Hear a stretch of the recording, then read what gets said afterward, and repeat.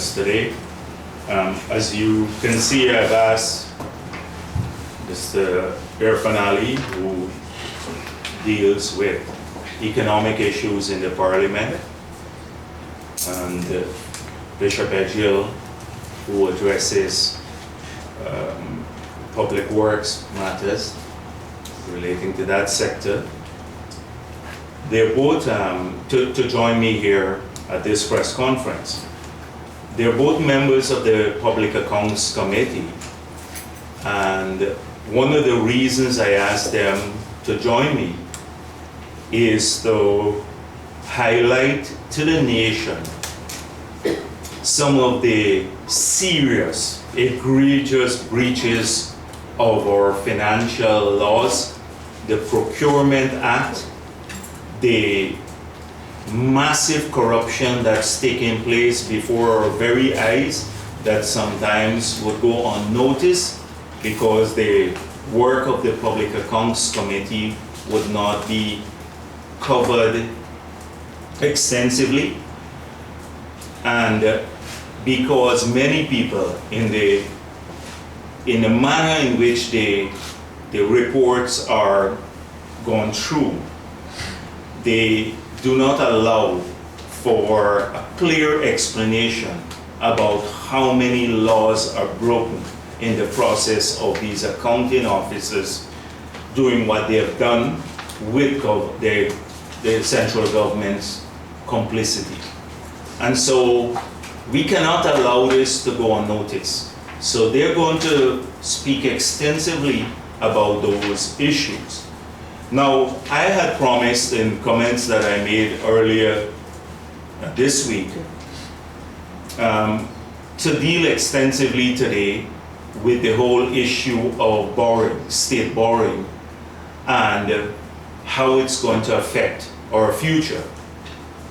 But I think I will not, at this press conference, address that in great detail because we have been overtaken by some other circumstances that happened today in the courts that I want to address in their entirety. And so I will just speak briefly about some of the economic issues that are causing great concerns in our camp. Now, you recognize that this government has not been addressing the plight of many poor people and various sectors of the economy. In sugar, they're totally lost. And so the 7,000 workers out there, and maybe by extension, another 10,000 workers, and when I say by extension, those who depend on sugar's income directly for their jobs, and the disposable income of sugar workers for their jobs, they are now out there fending for themselves and their families.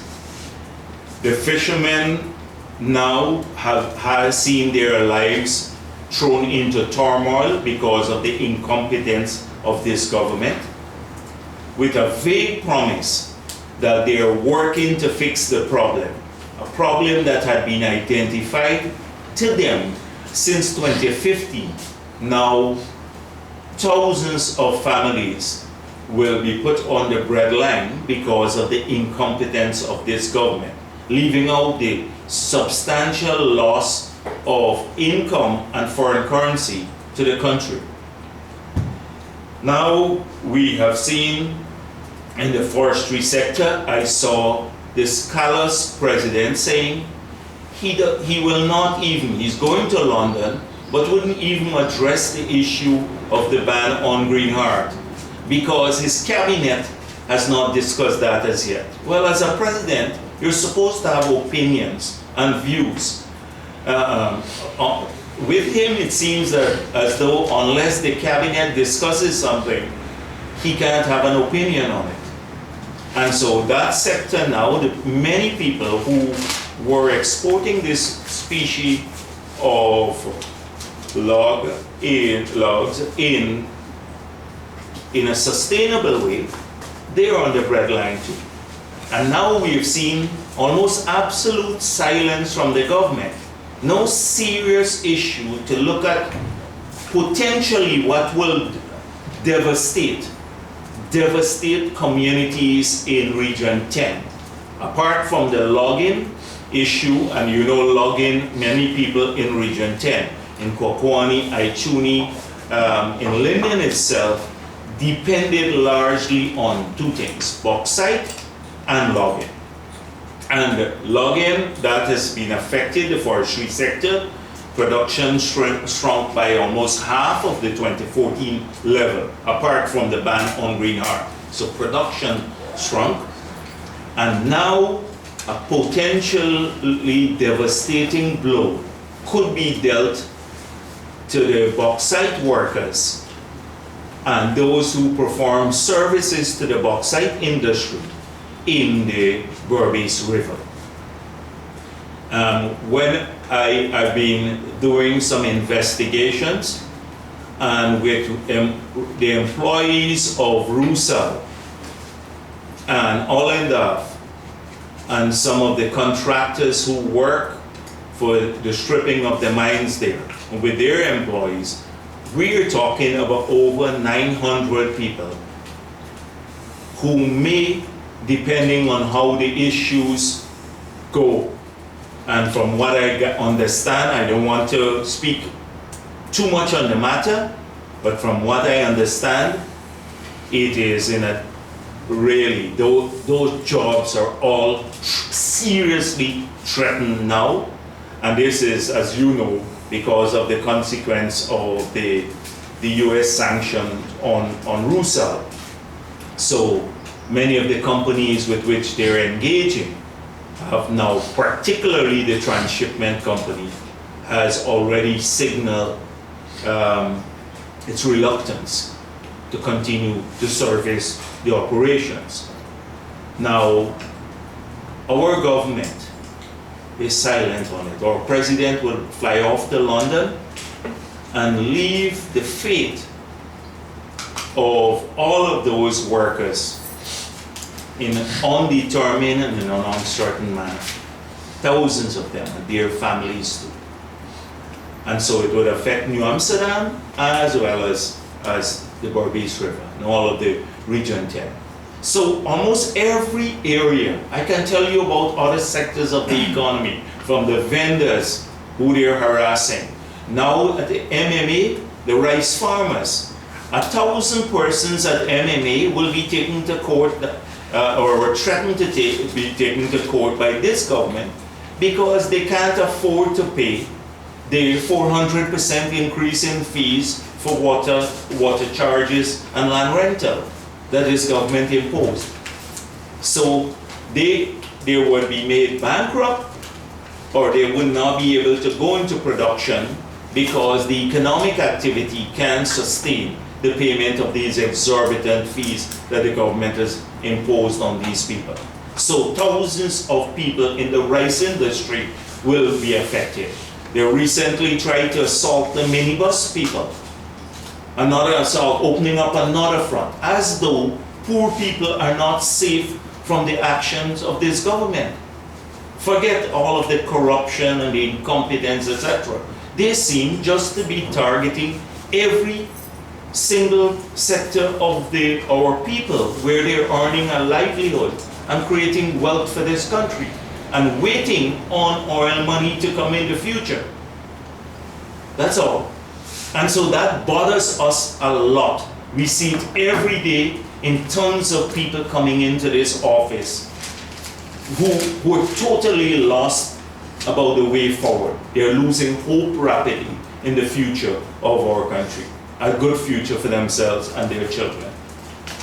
And so that bothers me tremendously. Apart from this, they are not only not focused on current economic activities, but they're leaving us, whoever gets into office, and we hope it's us in the near future, with a they've killed the momentum already and leaving us and future generations of Guyanese with a burden that will be heavy to carry. This government, I've already explained, and I will do so, as I said before, at great length in the future. But I've already explained that it has a failed approach to economics. It has produced some of the most some of the biggest budgets in our history after claiming that they inherited a bankrupt country. Nobody who inherits a bankrupt country will in 3 years pass 4 budgets that are bigger than any of the previous government. So they passed these huge budgets. They've been depleting our reserves. Look at the central bank reserves plummeting. The economy is shrinking, so future sources of revenue will be shrinking. They're now resorting to harassing people on the wharf, the businessmen, raising valuations, etc. for their goods unfairly. So they've even passed a law that gives them the arbitrary powers to raise the value of goods on people. And so that will lead to diminishing revenue. They have the new taxes they've imposed will deliver revenue, enhanced revenue for a short while until the economy starts shrinking, as it is happening now in many sectors, rapidly shrinking, particularly the sectors that created wealth on the ground. And so they will have to resort to massive borrowing to sustain a lifestyle that we simply cannot afford. And imagine these huge budgets, they're not helping poor people, nor are they helping the business community. Wasteful expenses. So we have seen in just 2 instances, they've borrowed much more so far since they've gotten there. But just the $30 billion that the SPU wants to raise on a bond now, pledging or pawning all the assets of NISIL. So if they fail, and from what the interest rate is no way concessional, that interest rate is above the grant element above which we used to borrow. There's a grant element that you calculate for government loans. And the grant element takes into consideration the moratorium on interest payments, the length of the loan, and the nominal interest rate. And I'm sure if you calculate that, the grant element, it falls outside of the traditional borrowing policy of the government. But this is backed up by a set of assets that if they fail to pay the loans, we lose the entire Gaisuko, all the factories and the land and everything else, and all other holdings of NISIL. NISIL will go to Republic Bank and the consortium. Now we have grave concerns about this loan itself, and we will be looking at it seriously, because we're not going to pawn our assets and have the money wasted and lose the company by proxy if this is what the government wants to happen. Not just Gaisupo, but all the other holdings of NISIL. And then we've heard the Minister of Finance, who had 3 days after the 900 million was announced in the paper, because he had to say he had a productive trip. And then suddenly, I spoke about the borrowing, and he said they haven't made a decision as yet. Well, are they going to borrow 900 million or not? The issue is that if they borrow, and clearly there is an intention to borrow $900 million, with the guys, just those two, the 900 million US and the 150 million for the sugar industry US dollars, that's just over $1 billion, nearly 1.1 billion US dollars.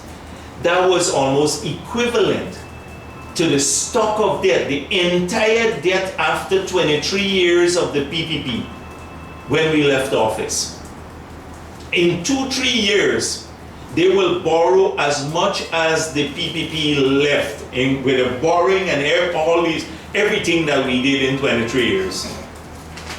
They would leave us with a debt of that magnitude in 3 years. And this will affect every single generation, all of you, young people, etc. You'll have to pay that back because they'll squander all of it. It is the IMF had done an assessment and said that the debt to GDP ratio will climb to about 50, will go up slightly until we find oil and then will come down. And it will go to about 59% of GDP. From when we left, it was around 40 something, 50% of GDP. Coming down from 900% of GDP when we took office.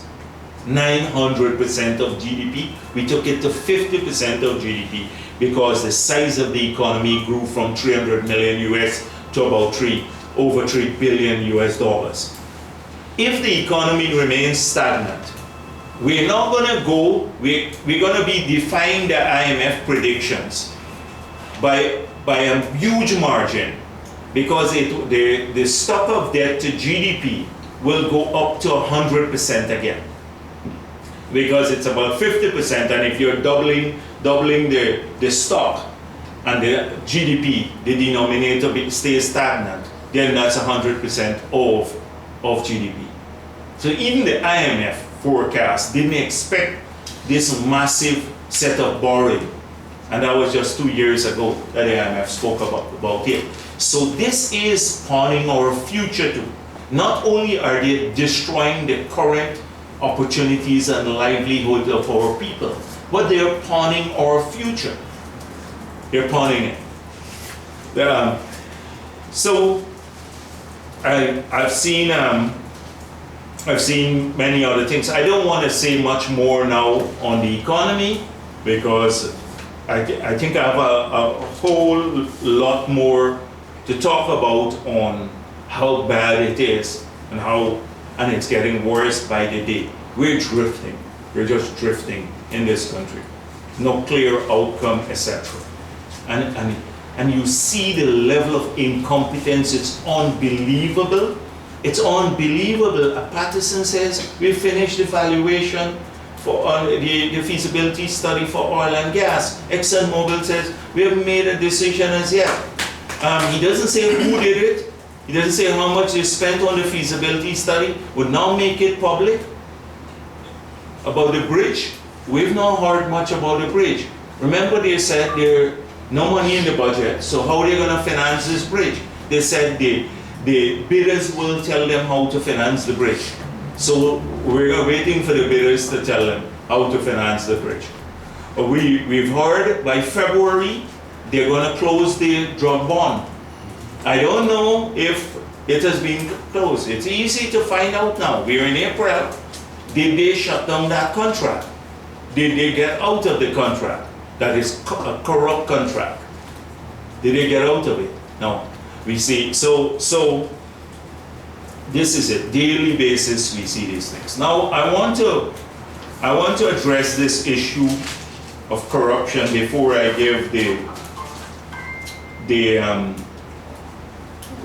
floor to, not the floor, but allow Juan Echil and Irfan Ali to speak. Now today we have seen two persons who were associated with the previous government, or PPP government, charged. And their faces are placed prominently on the front page of the Guyana Chronicle. And I suspect the government must be happy, gleeful, that it is, not that it is rooting out corruption, but that it is going to damage the reputation of two hard-working individuals. And no doubt they will be gloating about it. But let's examine the facts. This government campaign on a promise that they will jail all of us when they get into power because we are massively corrupt. They spoke about stealing $28 billion per annum through procurement fraud. Sarah extended that figure to $305 billion. We were told that we had assets that we were not declaring to the Integrity Commission. We're told that the People's Progressive Party and its leaders had stolen so much money they couldn't stash it in Guyana, they had to stash it abroad. These were the campaign. This was on the voice of every person who, or in the mouth of every person who spoke on the APNU platform. Jail these people.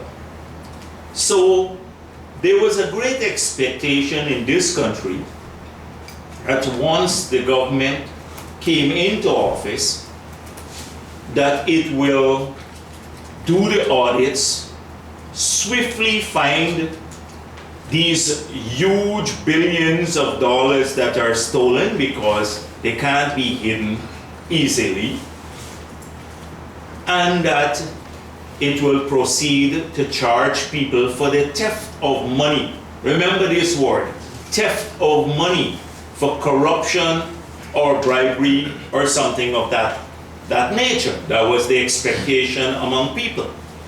So the government did 50 audits. And today, 3 years later, what do we have people charged for? So Ashney Singh and Brassington were not charged for stealing money.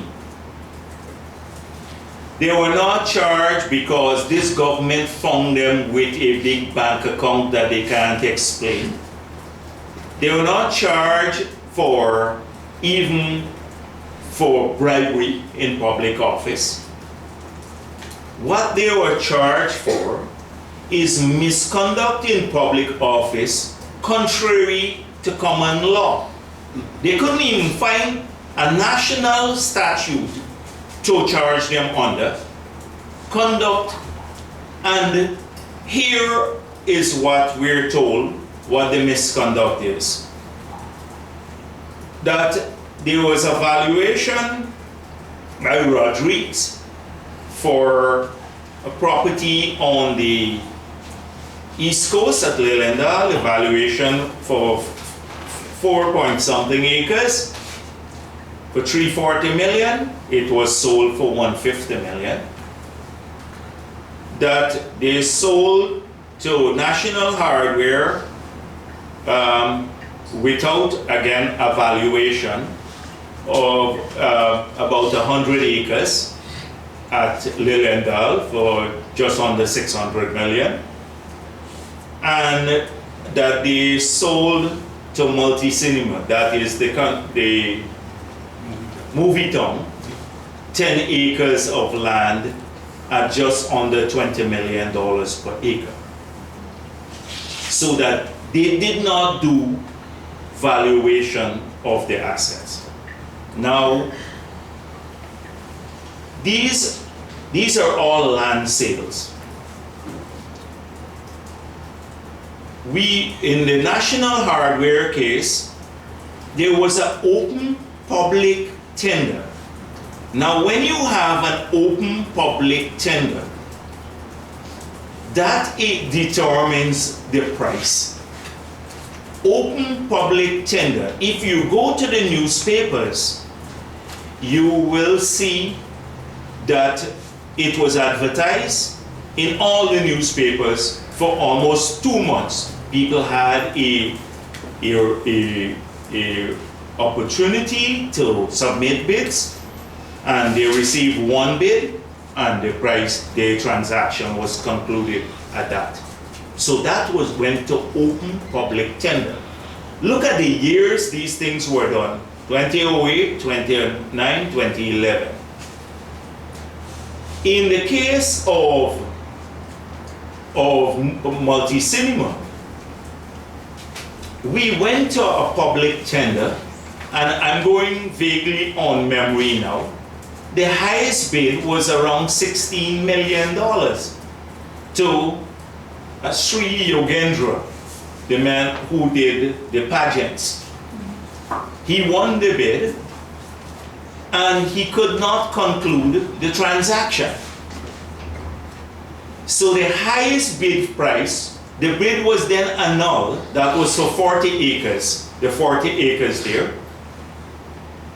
The bid was annulled, and 10 acres was sold for $20 million, close to $20 million per acre, which was higher than the highest bid price at that time.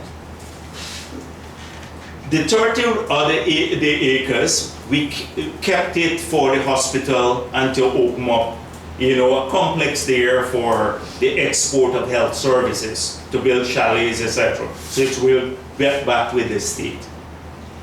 In the other case, this one about where the price was sold for $23 million an acre.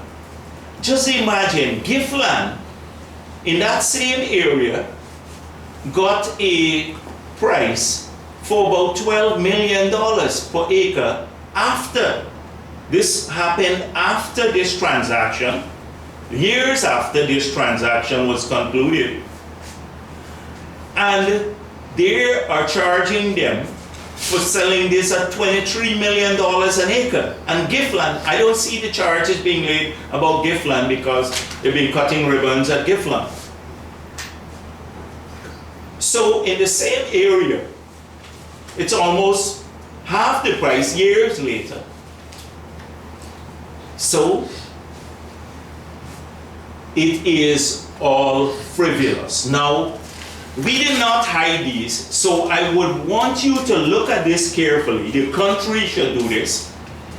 In 2012, we published this document, Privatization in Tables, which showed every single transaction that we did through the privatization unit in the years from 1993 to 2011, and it's in this document, which is on the NISIL website. Up to this morning we checked it, and we have just uploaded it to the PPP Civic website, so people can go and see records of everything, every transaction. Now, all three of those transactions are in here, every one of them. You try to find a document like this for the 30 companies that they sold pre-1992. We don't even know. We don't have any records of it. But you can find every single transaction, big and small, that we conducted through the privatization unit in a document published and tabled. This was tabled in the parliament when APNU had the majority in the House.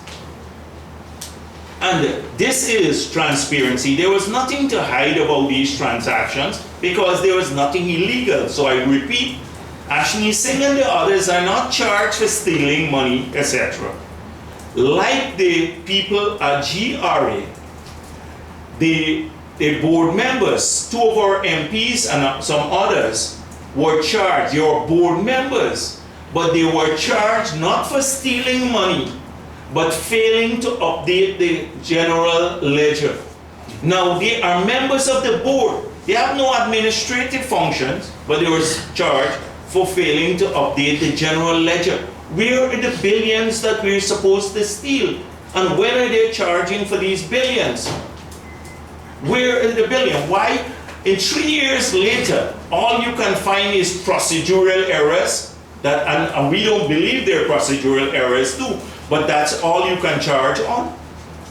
It is the most desperate attempt, and I'll tell you about desperation in a minute. But let's talk about valuation of assets. This is land sold. So it doesn't have a complex structure. It's straightforward, land, undeveloped land.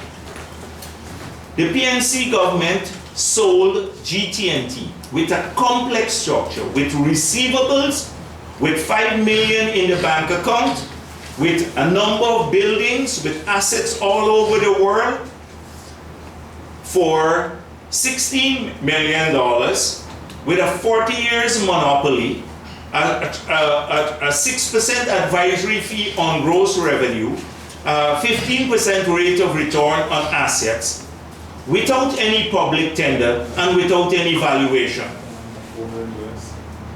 Without any public tender and valuation. In the first year, the company made back enough money to pay off the acquisition costs. That is what, of the 30 companies they sold, Paint Company, no valuation. DTL, no valuation. Demar Woods, no valuation. Oh, you can go down the list. We don't even have records. We don't have records. As you know, they don't even have records for some Durban Park. And that was just a couple of years ago. No record of those issues, no valuation. If that was the case, the entire lot of them, if you charge people for no valuation, and then the entire lot should have been in jail by today. And frankly speaking, with these procedural errors, I'm going to talk about who will go to jail in the future. Because if this is it, almost this entire cabinet will find itself in jail in the future. If this is the route they're going down, charging people for what they claim procedural errors. So this is going back. So no, absolutely no valuation of assets in the past. Now, I know that Ashney Singh and Winston Brassington, in spite of all that they say about them, they have more integrity in their little finger than many of these ministers have in their whole body, from head to toe. They have more integrity. And I'll say that now openly. I know where they're working now, and they're struggling. They're struggling to make a living. They don't have these billions stashed away. And you recall, we've been calling on them to find these billions that people stashed away. And imagine after 50 audits, these are the things they're gonna find. So this is, let me tell you how this all came about. Now, you know this government has been under serious pressure because people think it's the most corrupt government we've ever had in our history. Imagine a minister of finance. We talk about Ashney Singh. A minister of finance who publicly says, we have never received a signing bonus, nor did we request it.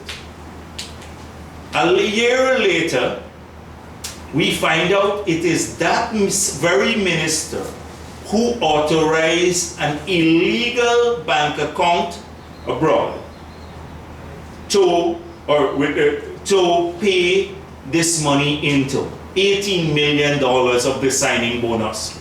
In any other country, he would have resigned, or being in jail. Imagine you say publicly, not to Jagdeo, to Guyana, we never received this money, nor did we request it. Year and a half, we got the documents that were published in the newspaper that it was his ministry which set up the illegal account, not to pay money into. He would have been in jail now. So that's one.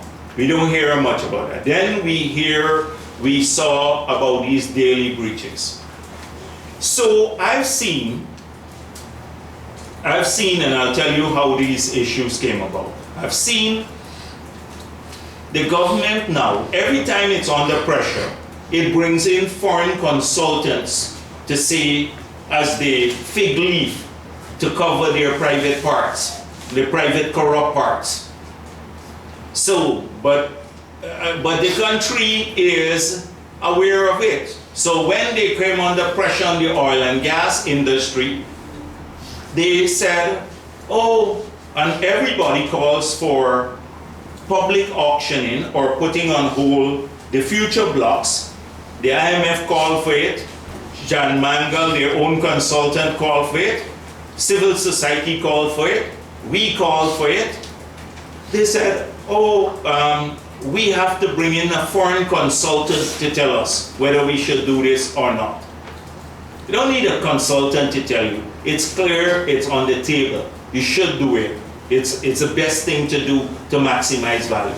The next thing, when we heard about this contract was bad, the ExxonMobil contract was bad, we saw a group coming, a foreign group again, to brief the cabinet about, to educate the cabinet about contracts and oil and gas industry. 3 years after that, now we've seen the hammering on corruption.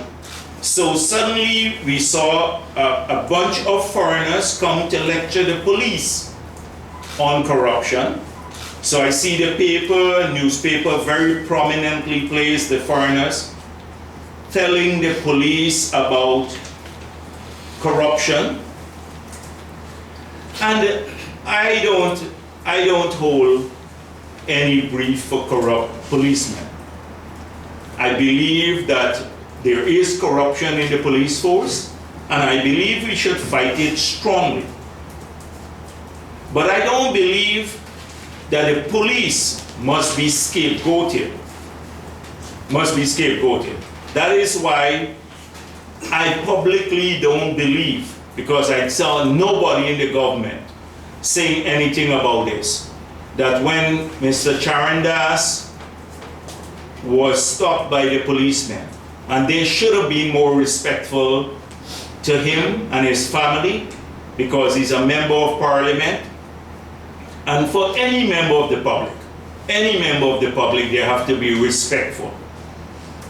But not because he's a member of parliament, he has the right to abuse anyone too. So calling policemen shithead is not appropriate. It's not appropriate. And there are many bad policemen, and we have to get rid of them. But to tarnish the police, call them shitheads, is not appropriate too. They should condemn it. And so when the policemen had to sit there and go through the lecture about corruption, it's important that they're told about this. But who were the biggest offenders? They were sitting next, they were the representatives who were sitting next to the foreigners, Ramjatan and Basil Williams. They represent the most corrupt cabinet. The lecture should have been to them. The lecture should not have been to the policemen. And you know why? The US government recognized it. Last year's report, they said the primary source, the drug strategy report, last year they said the biggest source of money laundering was corruption and drug trafficking. This year, they said something different. This is the US government saying the biggest sources of money laundering in Guyana today in the 2018 report that was changed from last year is our drug trafficking and government. They inserted the word government corruption. Now the policemen are not laundering the money, maybe if they collect the bribes. Who must they be talking about? Who steals so much that they can be a threat of money laundering in government? It has to be the people at the top. It has to be them that they're talking about. It couldn't be about the policemen, because that's not the biggest source of money laundering. If they take a bribe illegally, they should be caught and punished for it. But that lecture, consistent with what the US government has just said, identified now in Guyana, and where are the advocates who used to treat these reports like gospel under the PPP? Where are the transparency advocates today? Where are the Gulsaran and the others talking about it? He's gone quiet. Government corruption has been identified this year as a primary source of money laundering. A force. And so, because last year it wasn't there. So clearly they saw something. And that lecture, that's why I'm saying the lecture should be given. The foreigners that the British brought in should have gone to the cabinet to tell them you all would be locked up. Not to tell the policemen that, lecture the policemen, or say the two of you who are sitting here, Ramjatan and Basil Williams with us, take back to your cabinet that you should go to jail for corruption. Now, because they've been identified as that. So that's real issues we're talking about. So what has happened? As I said, desperation. Every time they run into trouble, they bring in some foreigners, and guess what they do? In that same week, they charge a couple of people. So it is our information that Ramjatan met with Soku, he and some others, and people were given directions to charge regardless. They were given directions. Of course, he will deny it if you get him in the right state, he may forget what he's saying and then speak the truth. But you know what state I'm talking about. So, and you know, anyhow, I don't want to say one thing because that will probably get me into trouble, but something else, and I'll avoid it, because a comment that he made about people's families, and not my family, but two people generally, if you only observe the same rule. So the thing is that met with them, and the charges are going to be laid. Don't think Ashley Singh and Brassington are the only two persons who are going to be charged. They need headlines again. So let's conclude this. Ashley Singh and Brassington are now charged for stealing funds. They'll find them with hundreds of millions of dollars that they claim, etc. They're charged for frivolous issues. Because I can go through the breaches. Imagine you charge them for this. What will happen with Durban Park? Because they don't have valuation, we don't know who the contractors are. This is $1 billion. They're talking about selling land above market value. You go to sell a piece of land now, and you can't get $20 million per acre, and they sold it above $20 million an acre.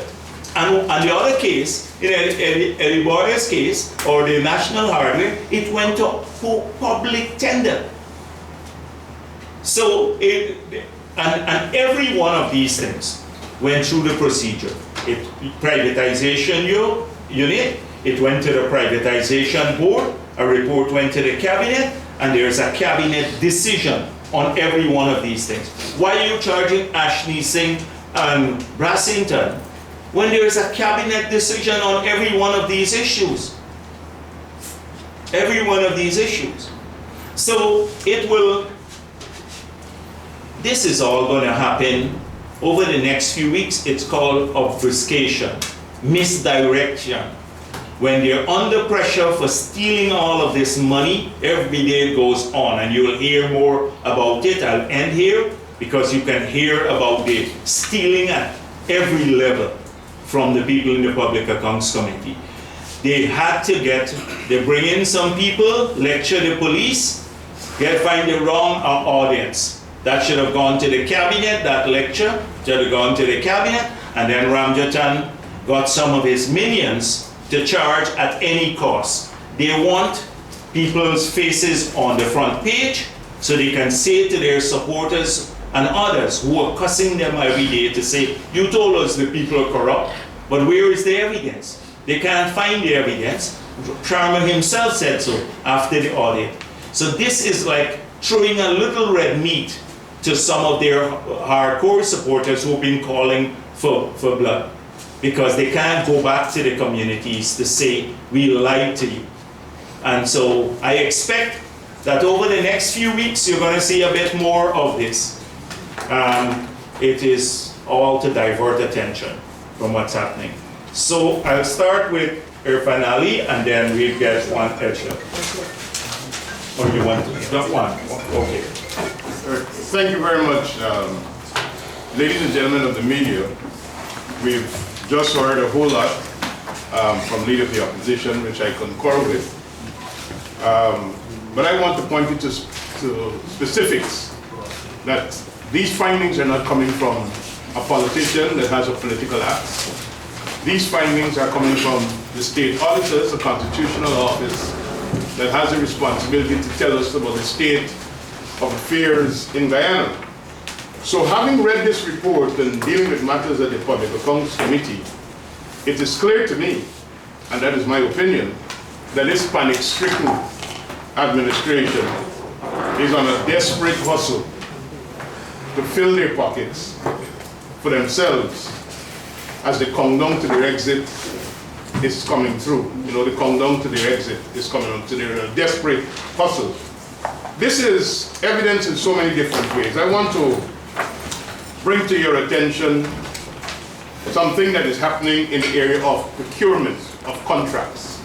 It is clear that the regional and other subordinate officials are following the example of the top bosses that we just heard about from Leader of the Opposition.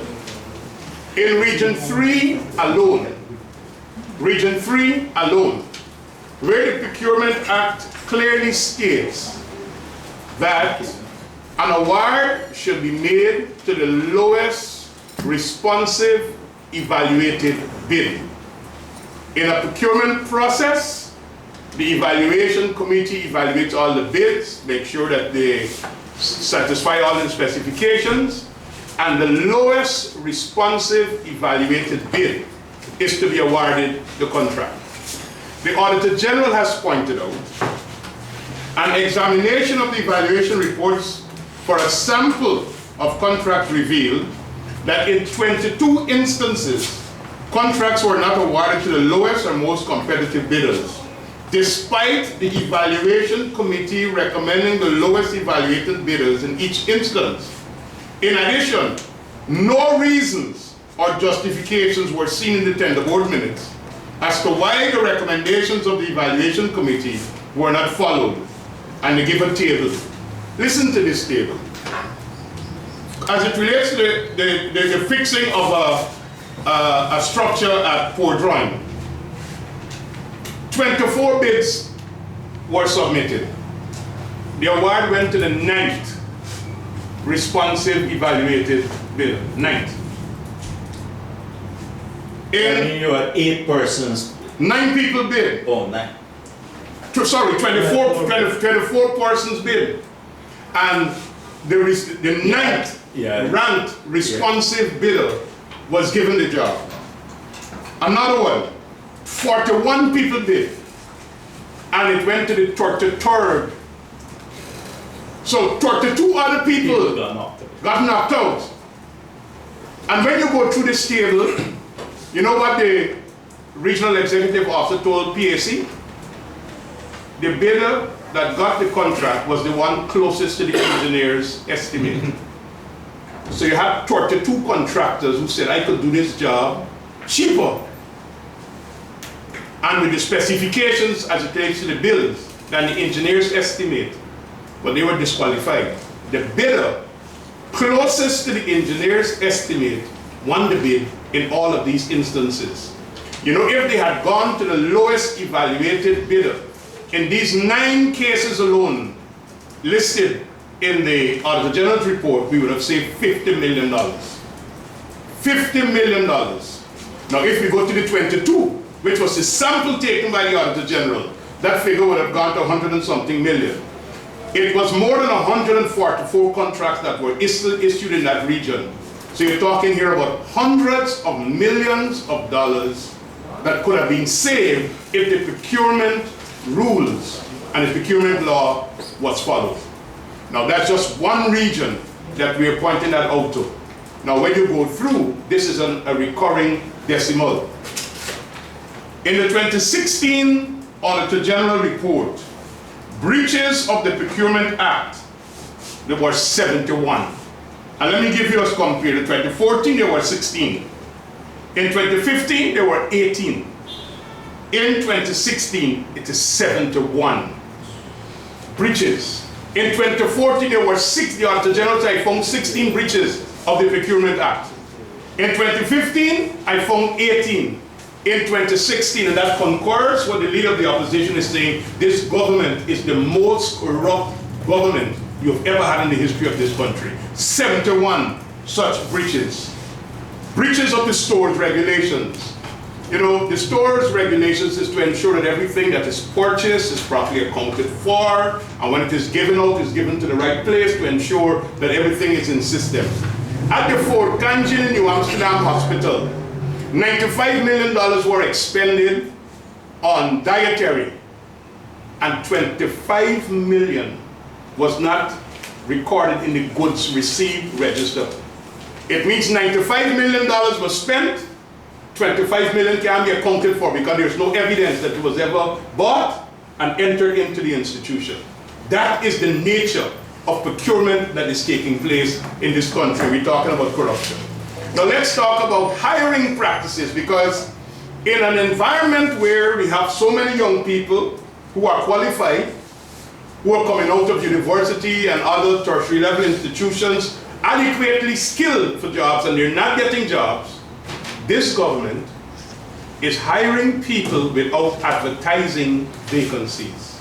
Without advertising vacancies. Contrary to their own policy, where they said that they will reduce contract employees and put everybody on the fixed establishment. We are discovering cases in large portions where they are hiring people without advertising. Listen to the answers that are given. How did you know about these people that they were interested for work? We went to our files. So it means that I could get my family and friends and political supporters to write an application to an institution even before a vacancy exists. And then I create a vacancy, rather than advertising for all to see, to provide equal opportunity and equal access, I go to a file of a few that I would have contacted, and I select my person, I give them the job. Not only give them the job, then I immediately promote them after giving the job, as the case of what is happening in the Region 5 Borvis area. And that matter is not finished yet, because these are the findings. The gentleman of Mr. Wilson was not only hired by the REO without advertising and contrary to the advice given by the Department of Public Service to widely advertise, but the man was given responsibility over a budget for maintenance and repairs and fuel and lubricants. And I checked the figures this morning, there was a virement because they overspent, so you had to get additional money. And by the way, reports reaching us indicate that all the vehicles are being maintained by a relative of Mr. Wilson at Maikoni. So there's a big, big hustle. So we're looking at here where the example of those in authority, where they're doing their own thing, they're spending money, breaching laws, placing monies where they're not supposed to be placed, annulling contracts, annulling bid processes to ensure that the person that they favor get the contract. In the other agencies, it is also happening. As it relates to the procurement of drugs and medical supplies, this is a major, major problem. And I would hope that the media will dig deeper and investigate into this, because this is what is happening. Number one, there is no rule as to tell a region how much money should be retained in the region for emergency supplies and how much should be sent to the Ministry of Health to procure supplies.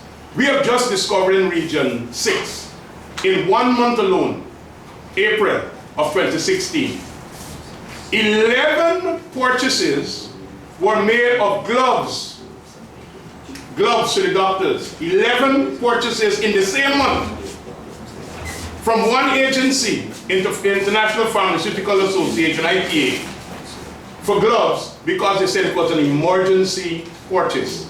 Now, the amount of money that was spent on emergency purchasing for drugs was 3 times the amount that they bought from the main supplier, which is the Materials Management Unit of the Ministry of Health.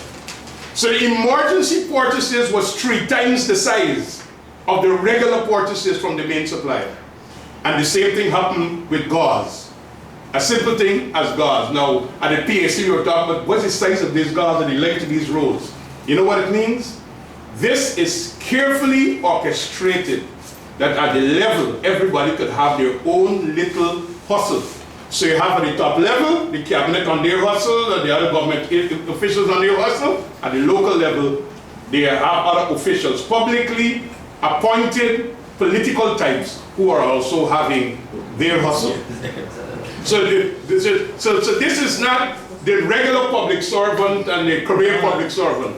This is basically the politicians who have been appointed in these political public offices. So, ladies and gentlemen, these are just some of the snippets, because we could go into a lot more details as it relates to what is happening, but I know we have been here for a while, so I will pause at this time and give the floor to my colleague. Thank you very much, Bishop. Members of the media, I would just like to reinforce some of the points that were made. However, for those who follow the work of the PAC, beyond the Auditor General report, there lies a lot of information that can give you a thorough understanding of how the government is operating, the waste in government spending, the inefficiency, the corruption, and the lack of transparency. Now, sometimes we don't spend enough time too to look at the financial reports that are presented in the National Assembly. I recall there was a time in this country when we were in government that a lot of the financial analysts used to find joy in analyzing these reports. So I decided to go back to a few reports from the Central Housing and Planning Authority, because we need to reflect on what is taking place in these agencies. And that was after some answers we received at the Public Accounts Committee. In 2014 and 2013, and you can check the reports, they're all laid in the National Assembly, when we were there in government, we used to expend about $7 billion annually with Government of Guyana expenditure, housing fund expenditure, and loans. So our capital investment was about $7 billion.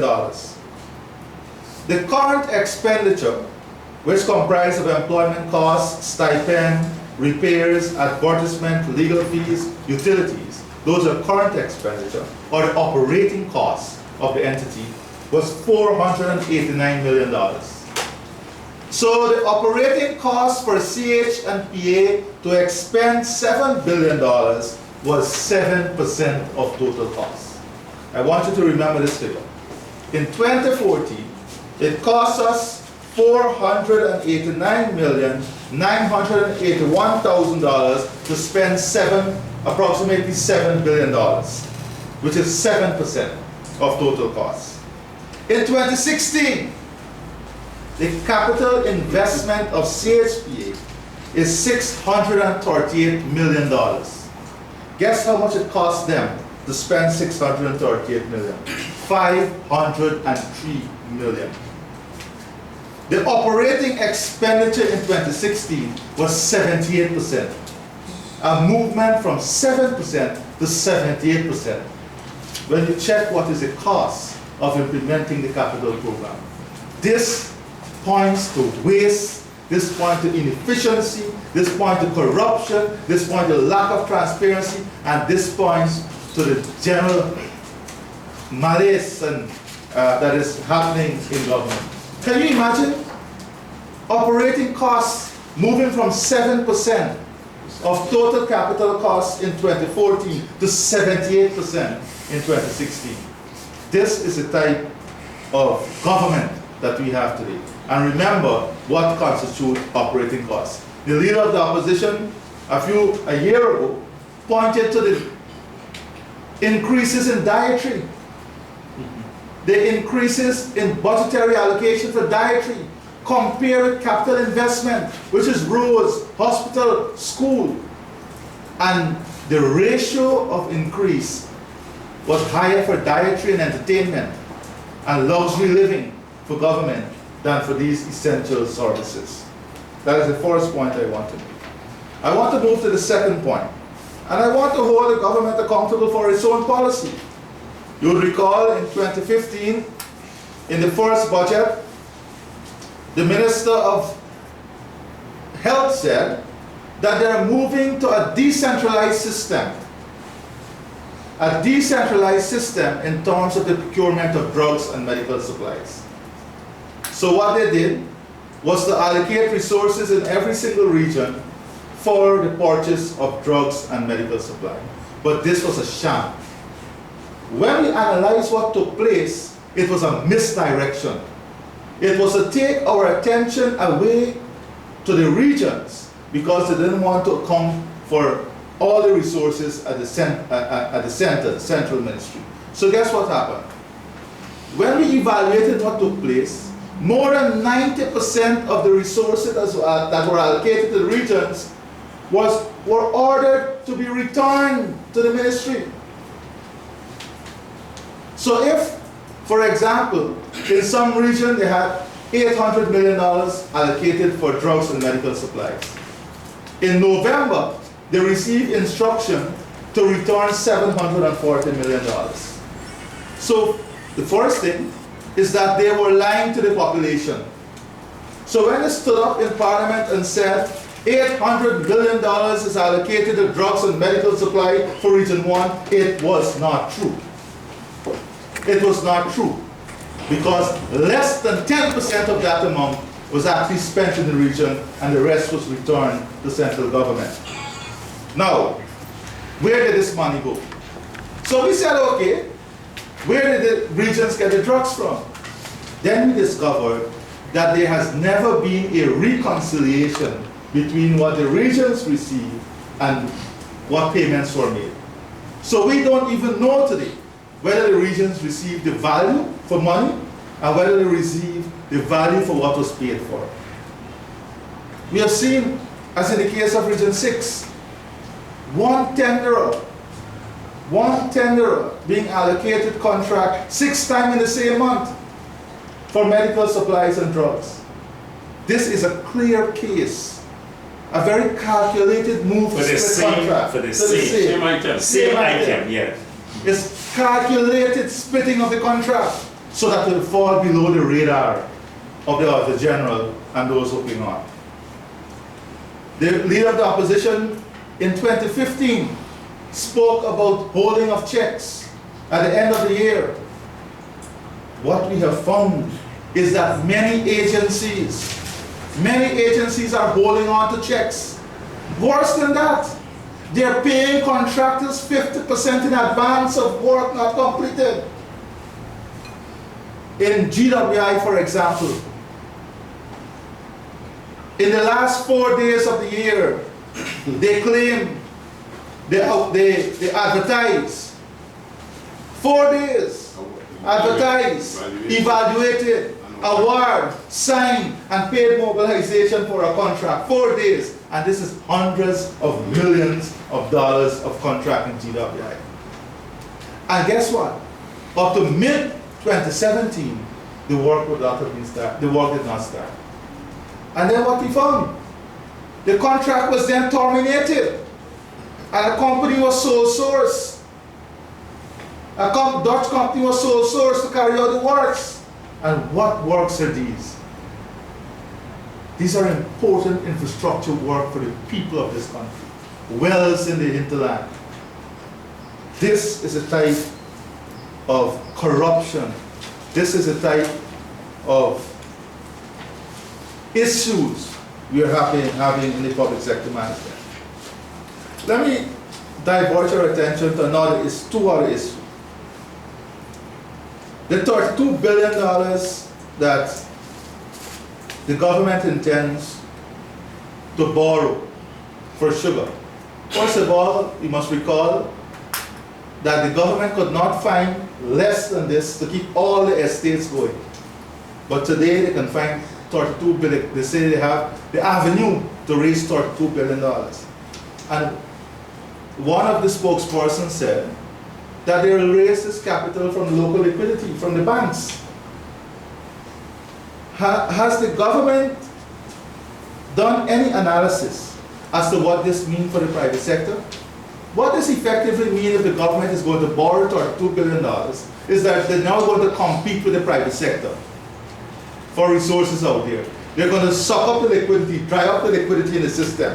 And what this will do? Eventually, this will take up the cost of borrowing, take up interest rate, make less money available for the private sector, kill the private sector initiative. It would kill the private sector momentum in this country. A very, very serious issue.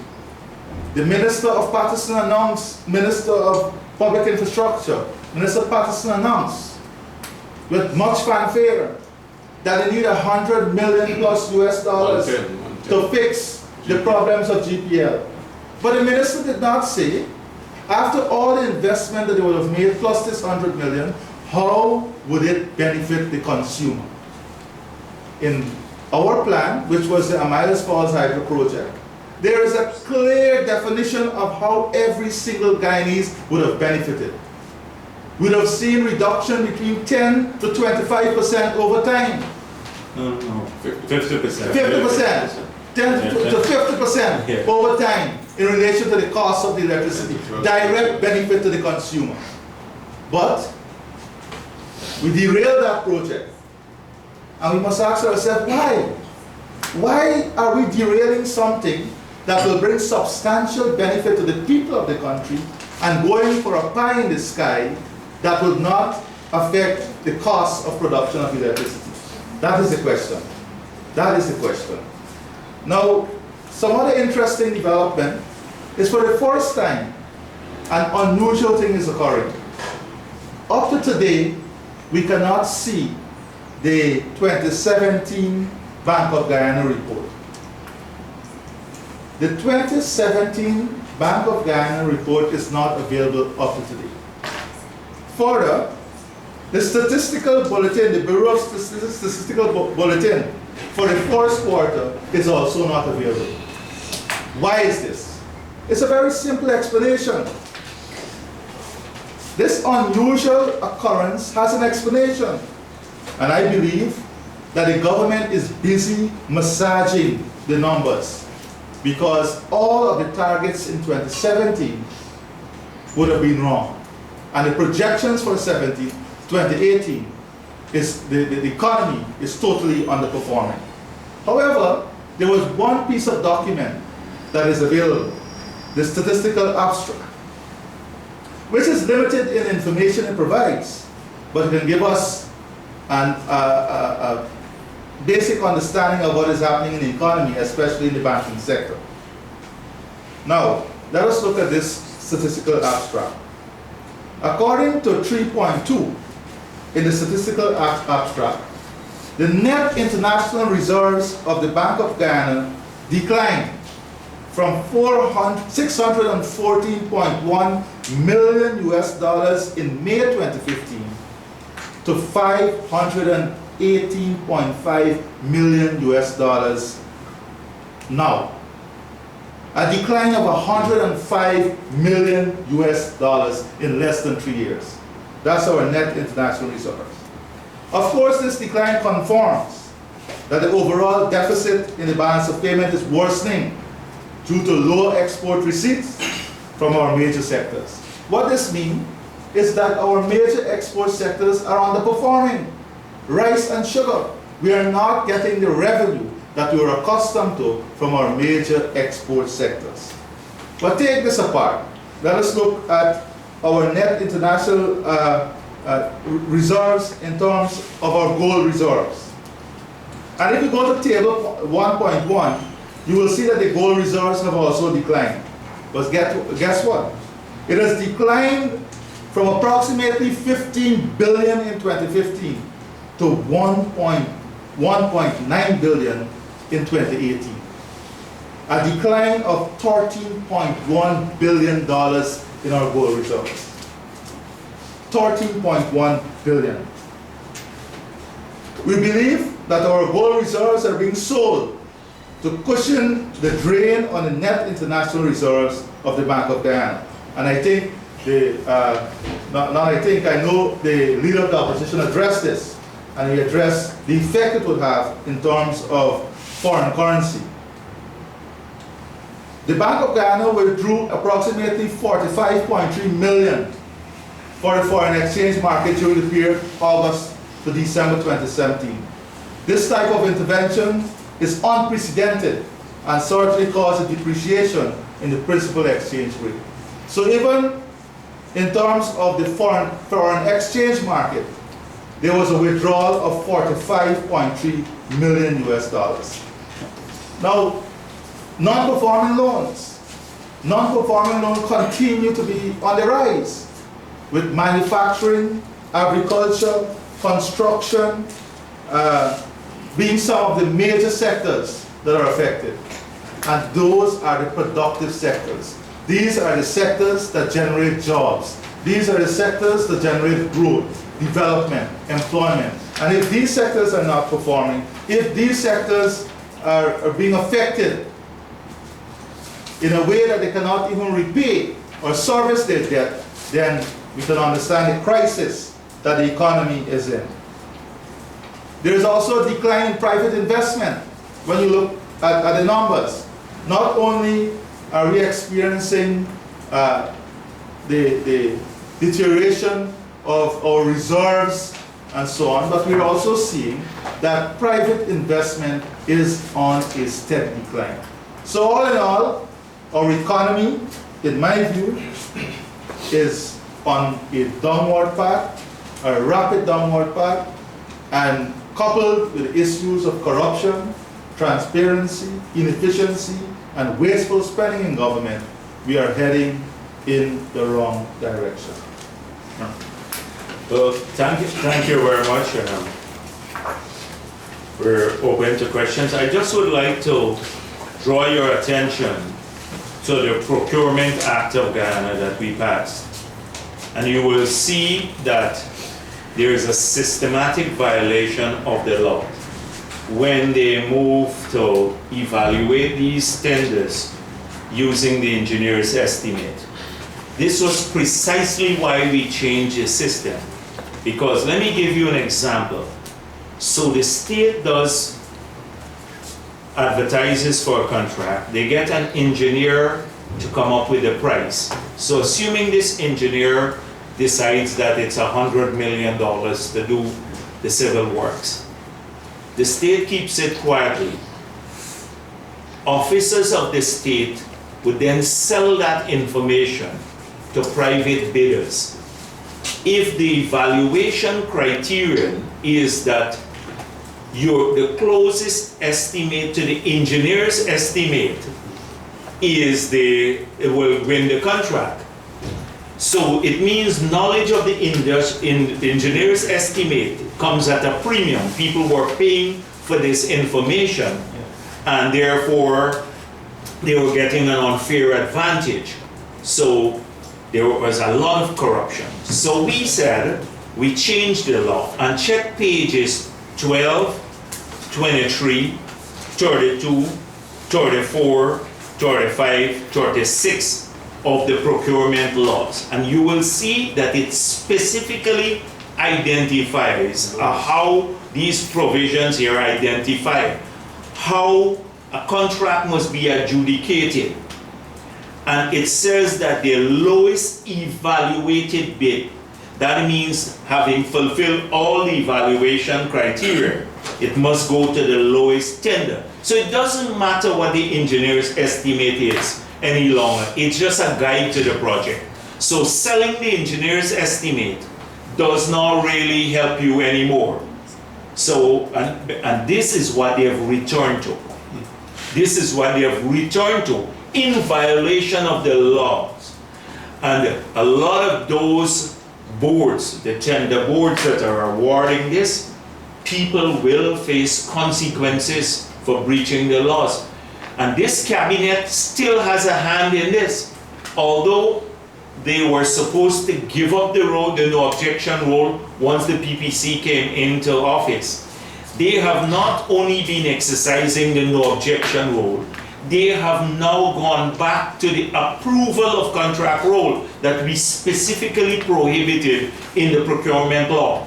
So it's an egregious, really serious breach of our procurement law. Because with this law, we didn't leave much scope for corruption. So that's one. And GWI, Irfan mentioned something, that's a cesspool. If you ever do an audit of what's happening there, the contracts given out because the head of GWI, Burnham's son-in-law, he was placed there just like that. No, he wasn't, there was no advertisement, etc. for him. We had young, bright engineers and others, financial specialists who were running this place. They parachuted him in there. Then we heard he has fuel licenses, all kinds of licenses, even chicken I heard one time, I'm not sure, to import chicken. Then he has offices everywhere else. He's going to Holland to negotiate contracts himself, all kinds of things. Cesspool there. And sometime we have to pay serious attention. And Irfan mentioned the bond. Is this bond denominated in US dollars? Because normally, if you denominate at less than 5% interest, assuming 5% interest, a 5 years bond, and the inflation rate is 2% per annum, a bank is deliberately, or the consortium, the people who are doing the syndication of the loan, they're voluntarily agreeing to an interest rate that is not a real interest rate. That will be a depreciation of their money when they're paid back. So the interest, if you just do simple straight line, not compounded interest, but if you say 2% per annum inflation over 5 years, simply put, will be over 10%. But if you compound it, will be over 10%. And what will the interest rate be? 5%. So you're giving an asset, but if it's denominated in US dollars, that's pretty high. Because we now bear the exchange rate risk and everything else of that moving forward. So, and then if it's denominated in G dollars, if the rate depreciates too, that erodes the real value of the loan that they're making. Yeah. So this is a very complex issue, and I hope that the local banks are now, if Republic Bank can lend at 4.75, I think, % to the government, why would it be charging 10% or so to citizen, or 12% that loans that are just as heavily collateralized, where they have realizable collateral? What is in this deal that makes it a sweetener for Republic Bank as the syndicator? We have to find out much more about this bond, and then how it's going to be used to benefit the sugar workers, not a few people who they've identified to sell their companies, their Gaisuko assets to. So those are some critical issues for us that Irfan, speaking about these things, just triggered me to talk a little bit more about. We're now taking questions. There's one more thing I wanted to add on CHP. In 2014, we had $8 billion in the fund. Today, the fund, when you look at the records, has $3.3 billion. The question is, what have we received? Yeah. 300 house lots. Yeah, but this is consistent with the pattern, Irfan. They're just depleting everything that we've left in office, having claimed these were private accounts that belong to Irfan Ali or the NFMU or GFC or the GGMC. They're now drawing the money down, sucking it over to the Ministry of Finance. It's going to disappear. Those resources accumulated over time. Though it's consistent with what's happening with the reserves too, on our picture. So I agree. We're open. Just two quick questions on the charges. You were president during this period of the allegations. You said it was cabinet decision. Yes, it was. Are you accepting that it was your, are you accepting responsibility for their actions on that front? That's one. I said it, yes. So the first point, let me deal with that one. That I just made the point that these reports, the recommendations originated from the privatization unit, went to a privatization board. The composition of that board includes people from the private sector, from the labor movement and the consumer affairs. That board has not been meeting now. It disbanded the board, and then a recommendation came to cabinet. The cabinet accepted the recommendation, and there's a cabinet decision which has been issued back to the Ministry of Finance and to the privatization unit to execute. So Brassington or Ashni Singh could not have executed these decisions unless it matter came to the recommendation was approved by the cabinet. I was head of the cabinet at that time. So it's clear as daylight. And my follow-up to that question would be, given that you say the charges are frivolous and it can't hold ground, would you now advise these two gentlemen to return home and face these charges? That is for these two persons to decide. They will make their own decisions. You're asking me something now. I'm asking you your advice. No. My advice to them will be tendered in private, not at a press conference. But I'm just telling you that I was chairing the cabinet at that time when these decisions were made, and these were decisions of the cabinet. And I can justify every single one of them. I've just gone into a little snippet here.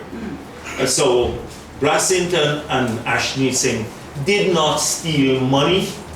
They didn't do anything illegal. In fact, we maximize use of those assets. We maximize the use of those assets. And so that's one thing I'm clear about, and I wanted the country to know that. And my second question. That was the second one. No. Okay, all right. Follow up on your argument. Sure. It's, you mentioned that You lost our you said if measuring what is happening now in essence to the charges and all of that, you're saying if this is the mode, then this entire cabinet will find itself in jail. Are you saying that should the PPP win the elections come 2020 or subsequently at any other time, would you go